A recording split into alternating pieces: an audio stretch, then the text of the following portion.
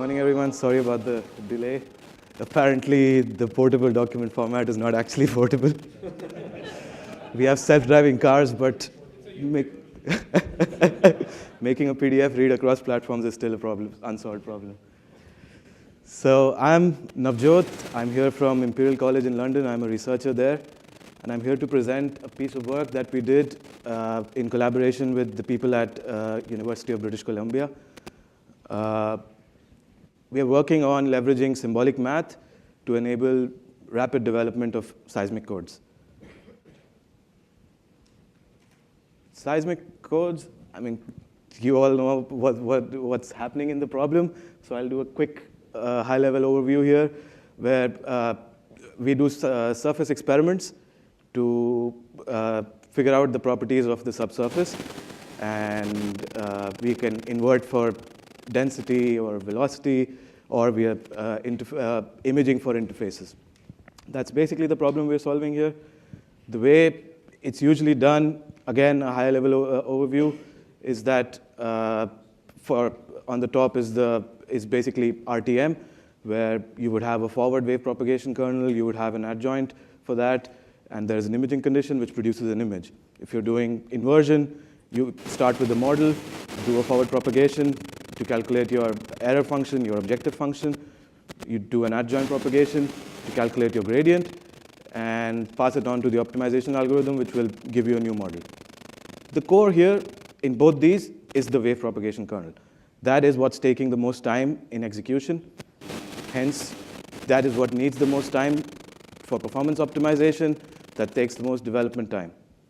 But the wave propagation kernel only depends on a few factors: the equation that you want to solve, the hardware platform that you're running on, and what kind of a discretization you're interested in. These are the factors, and that's all there is, really. That's the information there is in that kernel.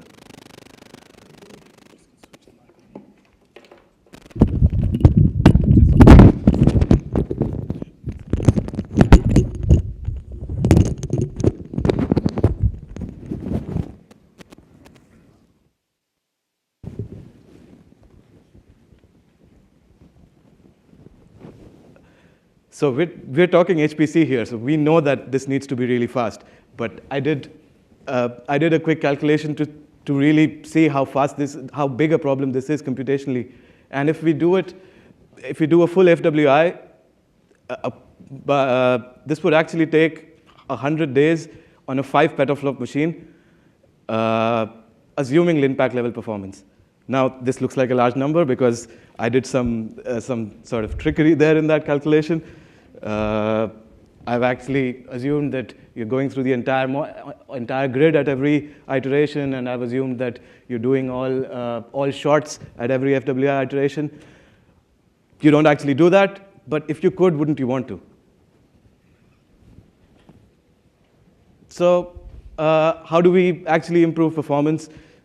On the left is the computer science aspect of it: loop blocking, OpenMP, vectorization, memory layout, CSE. These are all computers. This is just the computer science side of what goes inside the wave propagation kernel.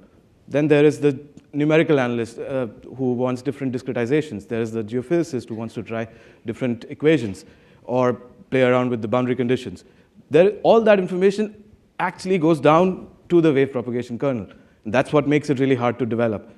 But anyone who's actually messing around with that code needs to know all of this to touch anything in the code. Some people here are polymaths, but not everyone in the world is. So we need a way to deal with this code in a slightly easier way. Now, this level of complexity, this level of platform dependence on how everything changes, how your implementation actually changes. I mean, we talk of performance portability across platforms, but that is something that we're still not there. So there is significant work to be done every time you change a platform. So this problem has actually been faced in computer science before. This reminds me of the 1950s, where people were writing machine language, and everything had to change depending on the platform where you're writing. This was solved with a compiler. why don't we do this again? We raise the level of abstraction. You tell us what you want to do, not how. We'll figure out the how based on the conditions. So this is what I'm presenting here. It's called DeVito, which is a domain-specific language and a compiler for finite difference in seismic imaging. We are trying to give you a platform to express the physics as close as possible to the way you would write it on a whiteboard. This is how I expect the wave equation would be written on a whiteboard, and this is how you would write it in valid DeVito syntax. If you can see, there is no discretization to be specified here. There is no dimensionality to be specified here. This can be inferred. You don't need to specify it. And just given this and some associated information, we generate optimized C code, which is compiled, linked, and loaded for Python to call at runtime. So all you're dealing with is a Python interface. So we provide a very clean interface with Python and NumPy and to deal with this. But this actually might sound like another PDE solver when I put it like this. But this is much more. Seismic imaging needs more than just PDE solves. You're dealing with large data sets, large amounts of data flying around a cluster. There is so much code in the kernel that has nothing to do with the PDE itself. There's source injection, receiver, and all this needs to work because we're talking at the absolute lowest level right now. All this needs to work inside an inversion framework. So this needs to work very cleanly with the outside code. This is all that we think that we are trying to solve these problems with DeVito. And of course, we can't think of every possibility, so we're open to customization, anything that you would like to add to the generated code. That's very easy to do. So let's jump right into an example. This is how you would define a forward propagation in DeVito. This is Python SymPy syntax. If you see, this is just setting up the variables, and this is where I'm actually giving it the equation, what to solve for, the source, receiver, create an operator, apply. This is really all that's required.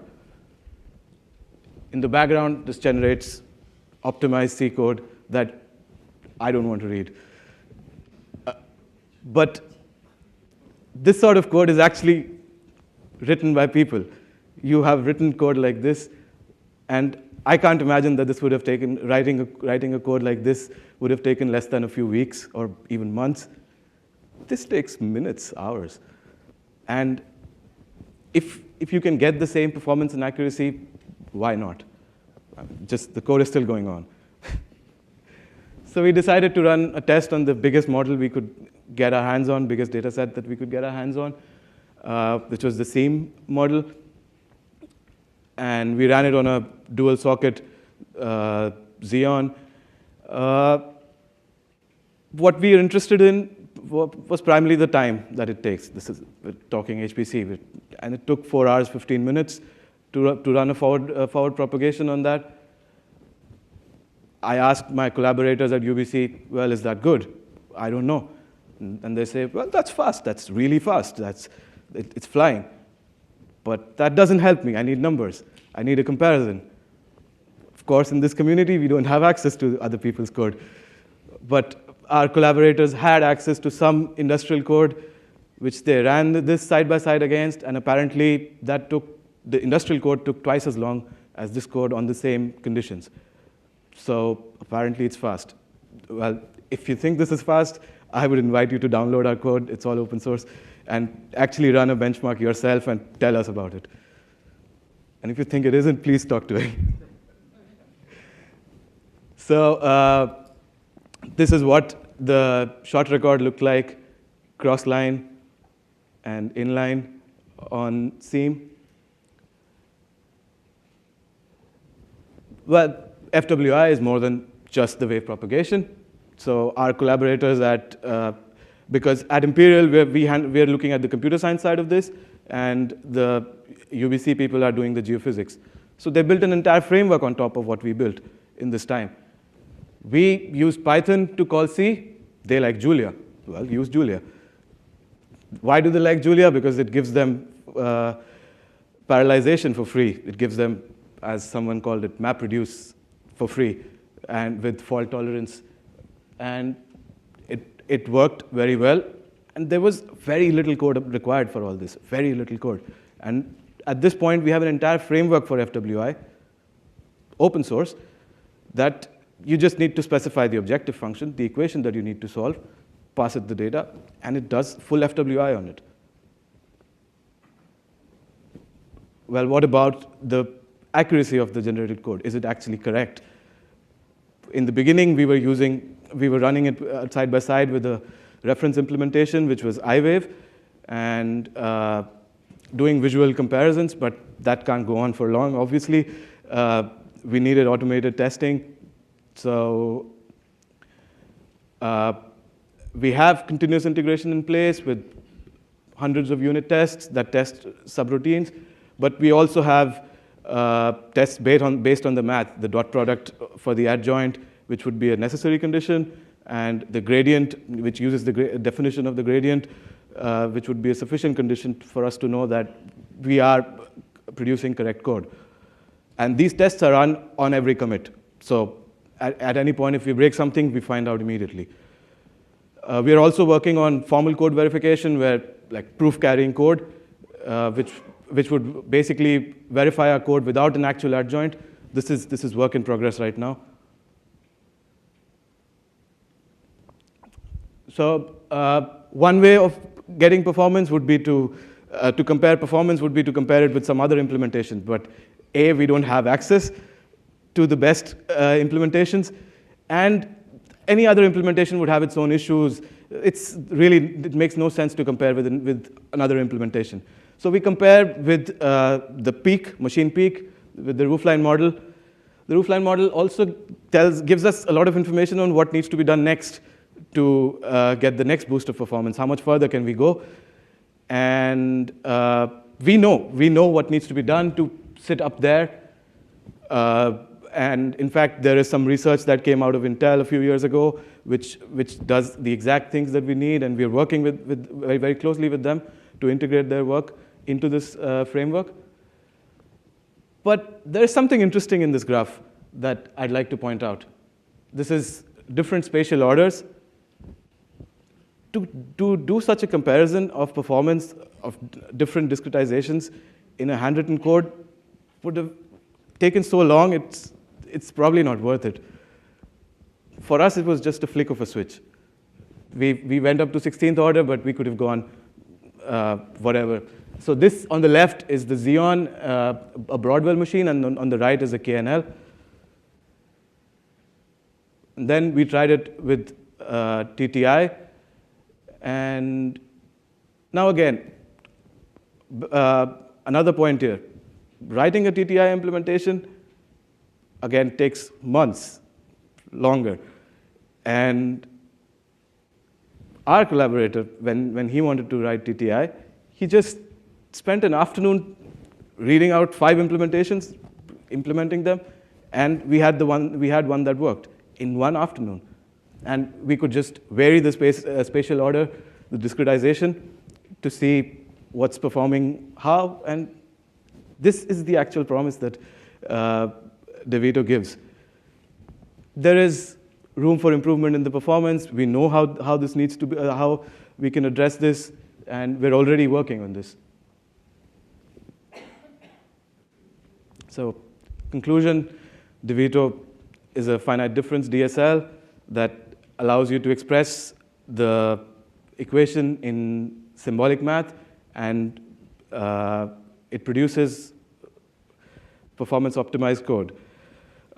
We have, in our future plans, in our roadmap, we want to handle more complicated types of equations.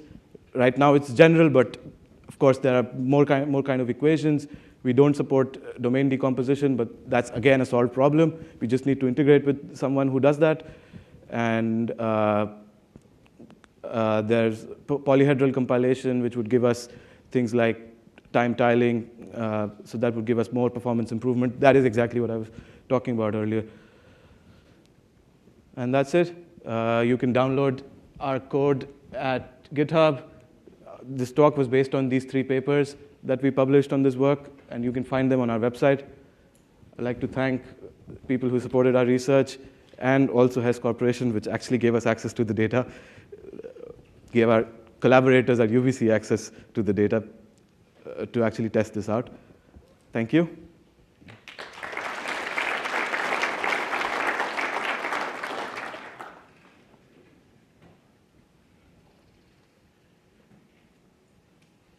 Thank you. Are there any questions? Ted.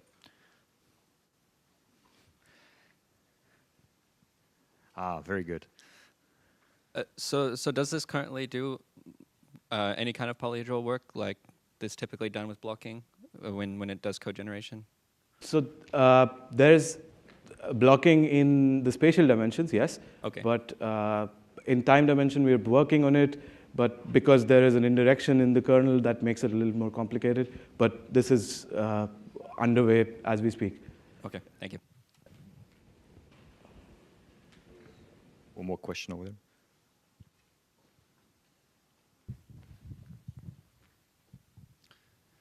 Yeah, just a question about the about debugging this machine-generated code. So, some number of years ago, I worked on a reservoir simulator that used machine-generated code, and we had tremendous difficulties in debugging it. In our particular case, it was a finite element code, so it was really a question of was the bug in the algebra or was it in the underlying math? Can you comment on this related to what to your work? So I'm glad you talk about the finite element world because our team previously worked on Firedrake, which did approximately the same thing in finite element. So we're basically transferring experience from there to finite difference.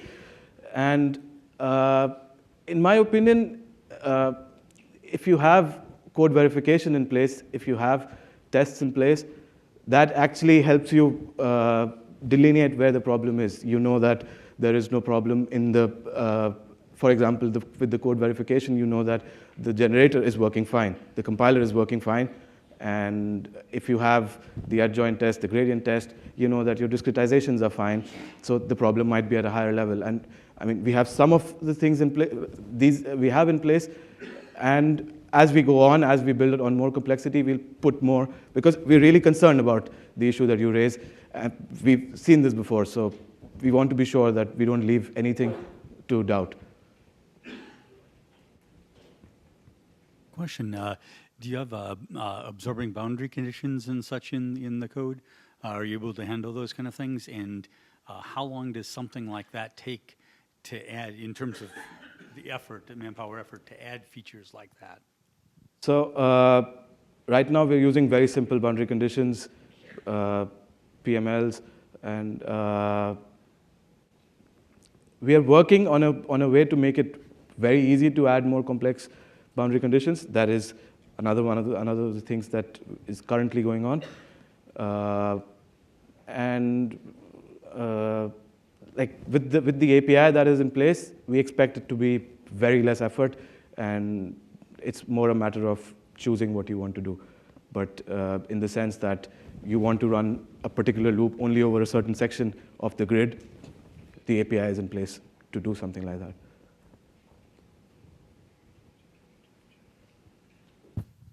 How much control do we have on what is generated? So as I said, we follow the principle of graceful degradation. So we are actually open to customization at any level. There are multiple levels of the API where you want to deal in the higher level symbolic, where the functional is being looked at, or you want to look at the discretized form of the equation. You could change anything there, or you could look at the lower level where the actual code is being generated. You could add function calls or anything that you want to do at any level. So we're actually very careful about being open to customization.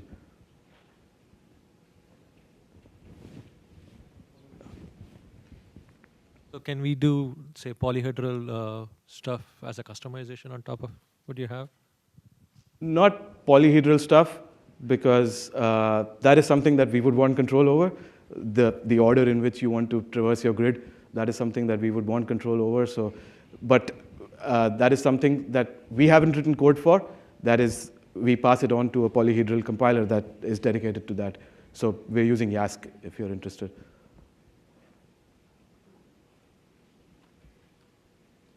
Okay, thank you again. Thank you.